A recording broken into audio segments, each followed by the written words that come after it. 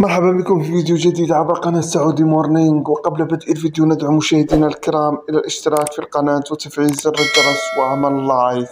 نبدأ على بركة الله. وفي هذا الفيديو نناقش الخبر التالي: أنهى البرازيلي فينيسيوس جونيور نجم ريال مدريد الجدل بشأن تجديد عقده مع النادي الملكي.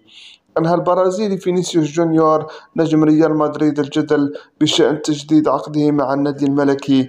وذكرت العديد من التقارير مؤخرا أن فينيسيوس تلقى عروضا مغرية للانتقال إلى الدوري السعودي، وأن اللاعب لم يغلق هذا الباب. وأضافت التقارير أن فينيسيوس رفض أيضا العرض الذي حصل عليه من الريال لتجديد عقده، معتبرا أن الملكي يعرض عليه راتبا غير مناسب. إلى أن فينيسيوس نسف كل هذه الأنباء في تصريحات أبرزها الحساب الرسمي لفابريزيو رومانو خبير الميركاتو على شبكة إكس. قال فيها النجم البرازيلي: نتحدث مع النادي عن عقد جديد، رغبتي هي البقاء هنا لفترة طويلة وصناعة التاريخ مع ريال مدريد.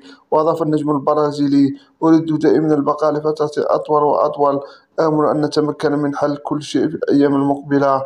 ويرتبط فينيسيوس جونيور حاليا بعقد مع ريال مدريد حتى صيف 2027.